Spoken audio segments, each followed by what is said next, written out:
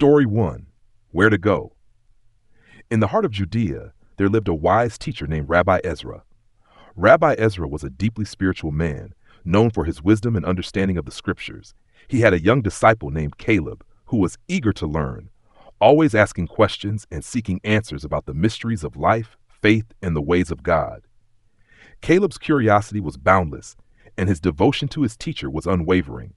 He followed Rabbi Ezra faithfully, hoping to understand the deeper truths of existence. One day, as they sat together by the edge of a quiet stream, Rabbi Ezra seemed weary, as if the burdens of his life had taken their toll. Caleb noticed the change in his teacher's demeanor, and troubled by the thought of his teacher's impending departure from this world, felt a sense of urgency. He approached Rabbi Ezra with a heavy heart. "Rabbi, I know that your time on this earth is coming to an end," Caleb began, his voice filled with reverence. "Before you leave this world, may I ask you one question?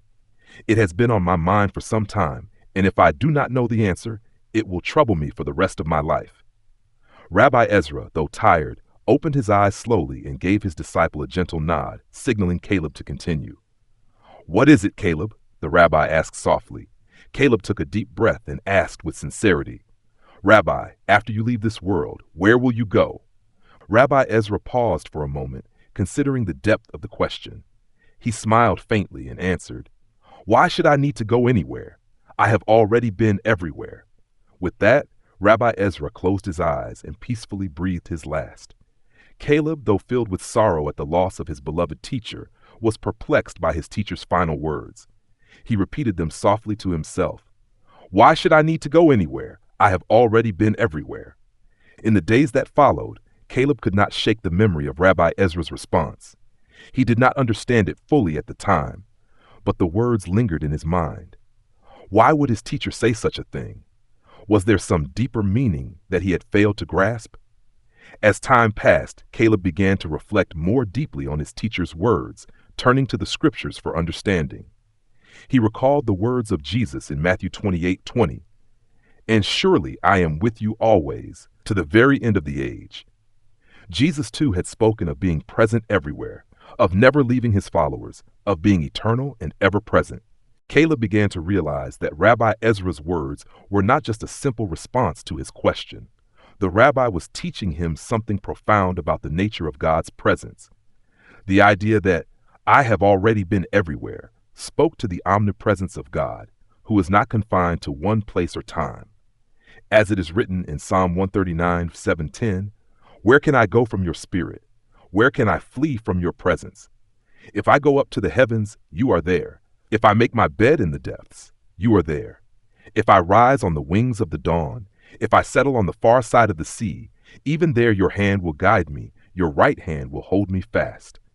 Rabbi Ezra's answer was a reflection of the deep spiritual truth that God's presence fills all things. Whether in life or in death, the faithful are never separated from God's love and guidance. To ask, "Where will you go?" implied a separation, a journey to some distant place. But in truth, God is already present in every moment, in every place, and in every breath we take. Caleb's heart was comforted as he began to understand. The rabbi had not needed to go anywhere because God's presence was always with him. Life and death, heaven and earth, none of these were separate from the eternal presence of God. As Jesus assured his disciples in John 14:3, "And if I go and prepare a place for you, I will come back and take you to be with me, that you also may be where I am." The promise of God's presence is not confined to a physical location. It is eternal and ever present, available to all who seek him. With this realization, Caleb began to live his life with a deeper understanding of God's presence. He no longer worried about where he would go after death or what would come after this life.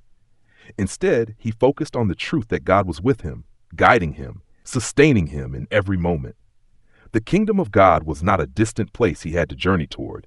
It was already within him, as Jesus had taught in Luke 17:21. "The kingdom of God is in your midst." As Caleb grew in his faith, he shared this lesson with others.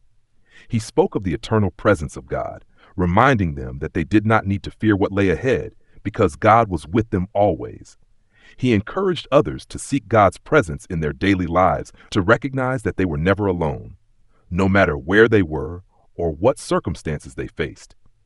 Through Rabbi Ezra's final words, Caleb learned that true peace comes not from seeking a distant place or future, but from recognizing that God is always with us, wherever we are. In the quiet moments, in the trials, and in the joys of life, God's presence is the constant guide and comfort. Caleb carried this lesson with him throughout his life, understanding that the greatest journey was not one of distance, but one of deepening his relationship with God, who is already present in every place, in every moment, and in every heartbeat. As it is written in Hebrews 13:5, "Never will I leave you, never will I forsake you." This promise, Caleb realized, is the greatest truth of all, that God's presence is with us now and forever. Story 2. God is offended. In a small village in the land of Israel, there lived a humble theologian named Eliab, known for his deep devotion to God and his peaceful life of contemplation. Eliab spent his days studying the scriptures, meditating on the word of God, and living a life of simplicity. He was content in his solitude, finding fulfillment in his relationship with God and the peace of his daily routine. One evening, as Eliab sat in his humble dwelling, reading from the scroll of Isaiah, a sudden light filled the room. It was as if the very heavens had opened before him. The light dimmed, and before him stood an angel, radiating with divine splendor. Eliab, startled but not afraid, looked up to see the angel, who spoke with a voice that seemed to resonate through the very depths of his soul. "Eliab, the Lord has heard your prayers. Your desires have been granted, and all that you wish for will come to pass. What is it that you seek? Speak, and I shall bring it to fruition." At first, Eliab was stunned by the angel's words. He had lived a life of contentment, never asking for more than what he had. His heart had been satisfied with the Lord's provision. But now the angel stood before him, offering to grant any wish. Eliab, with a weary sigh, replied, "I wish you had come to me sooner, when my heart was filled with desires and longings. Back then I would have asked for wisdom, wealth, and blessings beyond measure. But now I have come to accept myself, to find peace within, and to be content with what the Lord has provided me. I no longer seek anything more, and I no longer worry about what I do not have. Perhaps the Lord has given me all I need, and for that I am thankful. Please tell the Lord that I am content and filled with gratitude." The angel's face grew solemn, and with a tone of urgency, the angel spoke again. "This is a grave matter, Eliab. You must ask for something. The Lord has granted you this gift, and it is your duty to choose. Do not reject his grace. What is it that you desire?" Eliab, feeling a deep sense of discomfort, paused. His mind raced, for he truly felt that he had all that he needed. He had a roof over his head, a heart filled with peace, and a life free from want. What more could he ask for? "But what is it that I should wish for?" Eliab asked, his voice tinged with uncertainty. "I am content with my life. I have everything I need and more. My heart is full, and my days are blessed. I need no wealth or power, no fame or accolades. I live in peace with God, and I am satisfied."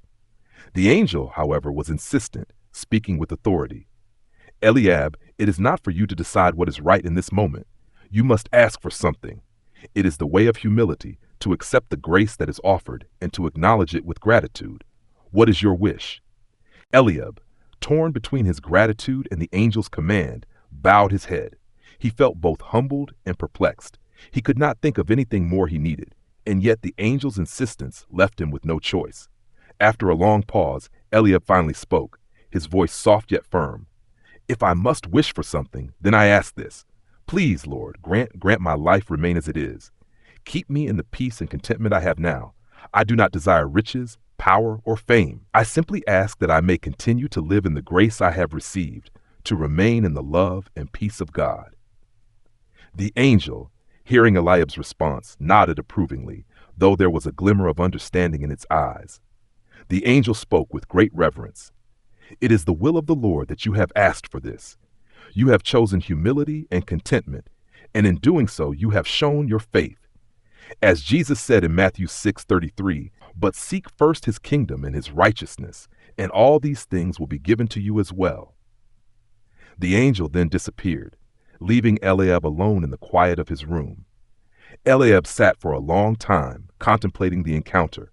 He realized that his answer, though simple, was profound. He had chosen the path of humility, trusting that the Lord would provide all that he needed. He understood that true contentment comes not from seeking more, but from accepting what God has already given. As Eliab reflected on the angel's visit, he recalled the words of the Apostle Paul in Philippians 4:11-12. I have learned to be content whatever the circumstances. I know what it is to be in need, and I know what it is to have plenty. I have learned the secret of being content in any and every situation. Eliab understood that contentment was not about having everything one could desire, but about trusting in God's provision and being at peace with what he had already provided. Days passed, and Eliab continued to live in the peace he had always known. He no longer sought more than he had, but remained grateful for the life he lived. His heart was full, and he knew that true happiness was not found in material wealth or worldly success, but in a deep relationship with God. In time, Eliab shared his experience with others, teaching them the value of humility, contentment, and trust in God's provision. He spoke of the importance of seeking God's kingdom first, of living with gratitude for what one has, and of finding peace in God's presence. As Jesus taught in Luke 12:15, watch out, be on your guard against all kinds of greed. Life does not consist in an abundance of possessions. Eliab had learned this truth. Life is not about what we accumulate, but about the peace and contentment that come from living in the grace of God. Eliab's life was a testament to the power of humility and faith, and his story became a lesson for all who heard it. True peace and contentment, he taught, come from trusting in God and accepting his will for our lives. As we live in humility, seeking his kingdom above all else, we find the fulfillment that our hearts long for. Story 3. The Fisherman and the Gem. In a small village by the Sea of Galilee, there lived an elderly fisherman named Eli. His life was simple, filled with the routine of casting nets and mending his boat. Each day he would rise before the sun, the quiet of the morning enveloping him as he set out on the water. Eli had never sought wealth or fame. His heart was content with the small, steady life he led. He was a man of faith, trusting that God would provide for his daily needs. One crisp morning, as Eli was preparing his nets along the shore, he felt something strange catch at his feet. As he looked down, he discovered a small, worn leather pouch tangled in his net. Curious, he picked it up and opened it, revealing several smooth stones inside. Thinking little of it, he placed the pouch to the side, continuing with his work as the sun began to rise. With no immediate task to occupy his time, Eli grew bored and absent-mindedly picked up one of the stones from the pouch. Without thinking, he tossed it into the water with a small splash. He repeated the action, one stone after another, sending them skipping across the surface of the water. As the first rays of dawn slowly broke over the horizon, Eli found himself tossing the stones with increasing speed, caught up in the simplicity of the act. The stones fell into the water with the soft sound of plop, one by one, until only one stone remained in his hand. As the sun rose higher, Eli looked down at the final stone, and it was then that he saw it clearly for the first time. The stone, now bathed in the golden light of the morning, gleamed with a brilliance that took his breath away. It was not an ordinary stone. It was a precious gem, sparkling with a beauty that he had never imagined. His heart sank as he realized the terrible truth. The stones he had carelessly thrown away were not ordinary rocks, but were all priceless jewels. In his absent-mindedness, he had tossed away a fortune without ever knowing its value. Eli stood there, stunned and overcome with grief. He cried out, lamenting his foolishness and the wealth he had lost in mere moments. "Why didn't I see it? Why did I not recognize the value?" he cried, tears streaming down his weathered face. His sorrow was deep, for he knew that once the stones were gone, they could never be retrieved. As the day went on, Eli's heart remained heavy with regret. He thought about how he had been so focused on the mundane and trivial that he had missed the opportunity to recognize the treasure that had been right before him. The stones, now lost to the sea, were gone forever. In the midst of his mourning, a thought came to him. Was he not like so many others in this world? How often had he, like the others, been given blessings that he had failed to recognize? How many times had he allowed moments of grace and opportunity to slip away, distracted by the trivialities of life? Eli thought of the words of Jesus in Matthew 13, verse 44. The kingdom of heaven is like treasure hidden in a field. When a man found it, he hid it again, and then in his joy went and sold all he had and bought that field. He realized that in the same way, the treasures of life, grace, wisdom, kindness, love, and faith, were often hidden in plain sight. He had received many blessings, but like the stones, he had failed to recognize their true value until it was too late. The more Eli reflected, the more he understood that life itself was a gift from God, filled with treasures waiting to be recognized. In his haste and impatience, he had squandered opportunities to deepen his faith, to serve others, and to live a life of purpose. The stones in his pouch were like the opportunities for growth, peace, and wisdom that we often take for granted. Eli thought of the words in Ephesians 5:15-16. Be very careful then how you live, not as unwise, but as wise, making the most of every opportunity, because the days are evil. He understood now that life was fleeting, and it was easy to miss the treasures that God placed before us each day. How many blessings had he allowed to slip through his fingers, like the stones falling into the water?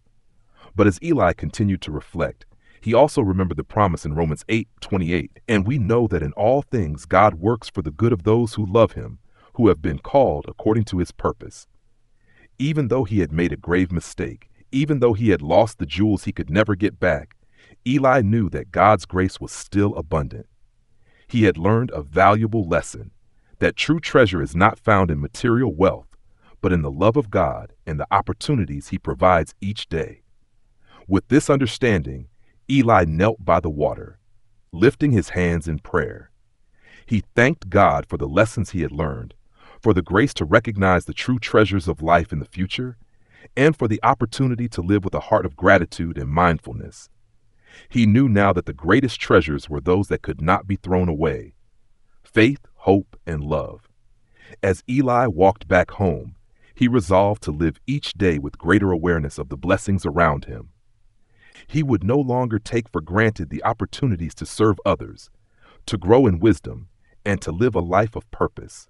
He would cherish the present and the gifts that God had given him, for he now understood that the most precious treasures were those of the heart, not the things of this world. Eli's story serves as a reminder to us all, as it is written in Matthew 6:19-21. Do not store up for yourselves treasures on earth where moths and vermin destroy, and where thieves break in and steal.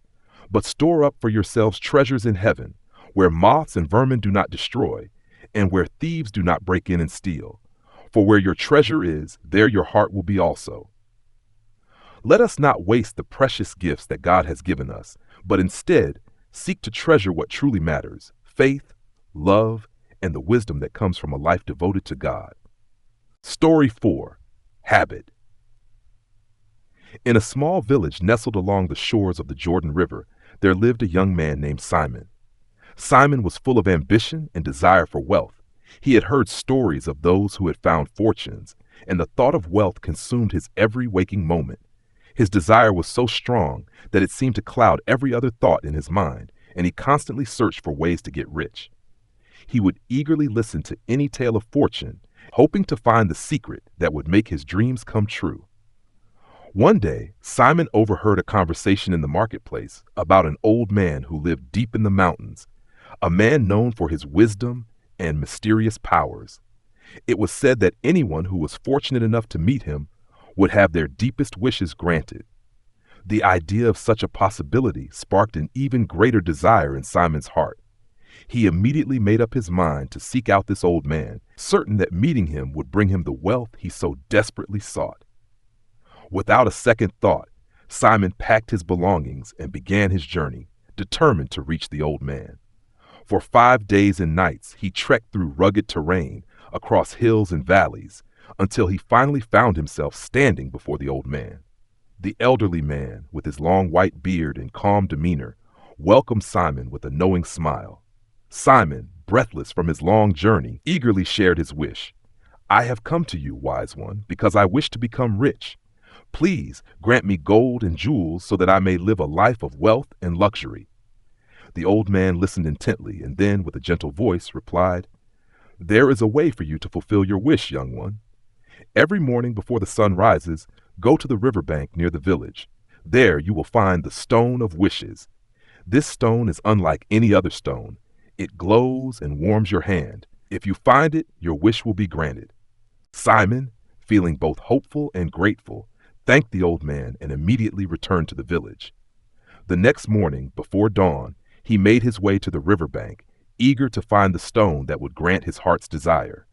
Each day, Simon searched for the stone, eagerly picking up any rock he could find. He was disappointed when none of the stones he touched were warm or glowing. Frustration began to mount as he threw away the stones, feeling the weight of his growing impatience. He returned day after day, seeking the elusive stone, but no matter how hard he looked, he could not find it. As the weeks passed, Simon became consumed by the search. His desire for wealth grew even stronger, and the stone he sought seemed to mock him. He was so fixated on the idea of riches that he could not focus on anything else. Every stone he found that did not meet his expectations was cast aside, and the days turned into months. Still, no stone glowed with the warmth he had been promised. One morning, after many months of searching, Simon returned to the riverbank, weary and disheartened. He picked up stone after stone, throwing them into the water when they failed to meet his expectations. His hands were raw, and his heart was heavy with the thought that he would never find the stone that could fulfill his wish. Then, as he absent-mindedly reached down to pick up another stone, something unusual happened. As he held it in his hand, he felt a sudden warmth, a warmth he had not felt before. Surprised, he turned the stone over in his hand. The stone glowed softly, casting a faint light in the early morning darkness. It was the stone he had been searching for all along, the Stone of Wishes. But in his haste, Simon had thrown away countless stones, never realizing that he had already held the one that could grant his wish. In his desire for immediate results, he had overlooked the treasure in his hand. Tears filled Simon's eyes as he realized what had happened. He had wasted so much time, so much energy, chasing after something he already possessed. He had let impatience and greed guide him, and in doing so, he had thrown away the very thing he had sought. His heart was filled with regret, and he fell to his knees, crying out in sorrow. This moment of deep reflection led Simon to remember the words of Proverbs 13, verse 11. "Dishonest money dwindles away, but whoever gathers money little by little makes it grow." His relentless pursuit of wealth had blinded him to the value of patience and contentment. He had been so focused on obtaining riches quickly that he had ignored the slow, steady path that would lead him to true fulfillment. Simon spent the next several days in prayer, seeking guidance from God.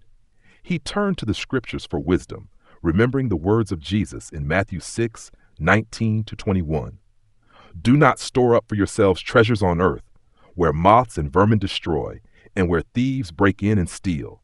But store up for yourselves treasures in heaven, where moths and vermin do not destroy, and where thieves do not break in and steal.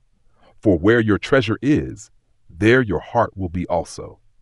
Through these reflections, Simon realized that true wealth was not found in material riches, but in the richness of a life lived with purpose and gratitude. He had sought the Stone of Wishes for all the wrong reasons, driven by selfish desires.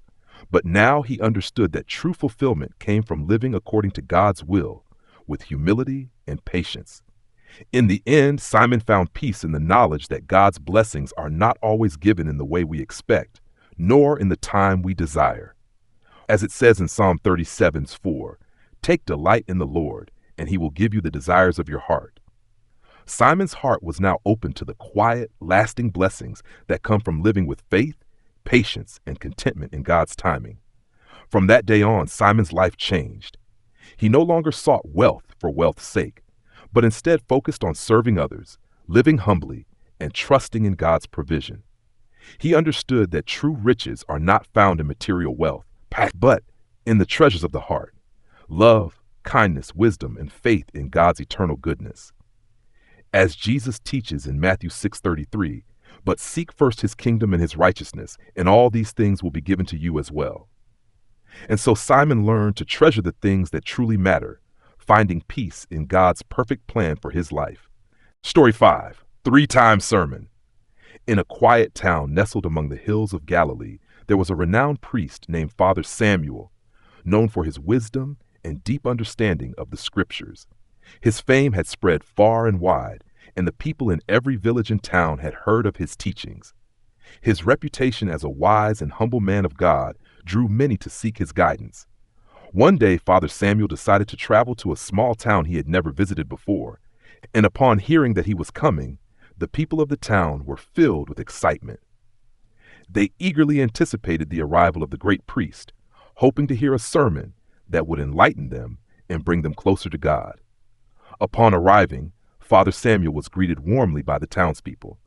As was his custom, he humbly downplayed his role and reminded them that he was nothing more than a servant of God. Despite his reluctance to speak, the people continued to beg him to share his wisdom with them, and eventually, out of a sense of duty, he agreed. "I will speak to you on Friday," he said, "but first, tell me what you wish me to speak about." The people, eager for knowledge, responded in unison, "Of course, speak to us about God." Father Samuel agreed, and on the following Friday, the entire town gathered to hear his sermon. The church was filled to capacity, with people standing outside, eager to listen to his words. As he stood at the pulpit, the excitement in the air was palpable. He looked out over the crowd and asked the first question, "Do you know what I'm going to say about God?" The people were caught off guard and answered, "No, Father, we do not know. Please tell us what you have to say." Father Samuel paused for a moment, his face thoughtful, before replying, "Then there is nothing for me to say. If you are not prepared, if you have not sought to understand, then my words will not help you." Understanding God is not something that can be given in a simple sermon. It is something that must be prepared for, something that must be sought with all your heart. With that, Father Samuel stepped away from the pulpit and left the church, leaving the congregation in stunned silence. The people were confused and uncertain, unsure of what had just happened. They had come expecting a great sermon, yet had received nothing. The week passed in quiet reflection, and the people could not shake the feeling that they had missed something important. The following Friday, the people gathered again, this time with a renewed sense of anticipation. Father Samuel arrived, and once again he stood before the crowd, ready to speak. He asked the same question as before, "Do you know what I'm going to say about God?" This time, the people, eager to please, answered in unison, "Yes, Father, we know." Father Samuel, his voice calm but firm, responded, "If you already know, then there is no need for me to speak. To say more would be to waste your time and my own. If you already know, then the lesson is already within you." With that, he once again turned and left the pulpit, leaving the people even more bewildered than before. The town was filled with murmurs and confusion. What had Father Samuel meant? Why had he refused to speak when they had begged him to? The people began to realize that there was more to his silence than they had initially understood. There was a lesson hidden in his actions, a truth they had yet to uncover. In the days that followed, the people of the town debated among themselves, each trying to understand Father Samuel's words and actions. On the following Friday, the people gathered once more determined than ever to understand the lesson he was trying to teach them. Father Samuel arrived as before, and once again, he asked the same question. "Do you know what I'm going to say about God?" This time, the people were divided. Some answered eagerly, "Yes, we know." Others, unsure, hesitated before replying, "No, we do not know." Father Samuel smiled gently, his eyes filled with understanding, and said, "Then let those who know share with those who do not. For those who have received the knowledge of God, it is not enough to keep it to themselves. It must be shared so that all may learn." With that, Father Samuel finished his sermon and left the people to reflect on what they had learned. They had come seeking knowledge, but Father Samuel had shown them that true understanding could not be given in a single sermon. It had to be sought, prepared for, and shared with others. As the people reflected on the 3 sermons, they began to understand the deeper lesson. True understanding of God is not something that can be given in an instant. It is a journey of seeking, of preparation, and of sharing what we have learned with others. As Jesus said in Matthew 7:7, "Ask, and it will be given to you. Seek and you will find. Knock and the door will be open to you. The knowledge of God is not something to be passively received. It is something to be actively sought with all our hearts. In the end, the people of the town learned that true wisdom comes not from hearing a single sermon, but from the preparation of the heart and the willingness to share what we have learned with others. They learned that the journey of faith is a lifelong pursuit, one that requires patience, humility, and a willingness to listen and learn. As it is written in James 1:5, if any of you lacks wisdom, let him ask of God, who gives to all liberally and without reproach, and it will be given to him. Through the actions of Father Samuel, the people came to understand that wisdom and knowledge of God are gifts that require both preparation and sharing. They left that day with a renewed commitment to seek God with all their hearts and to share the wisdom they received with others, that all might come to know the love and grace of God.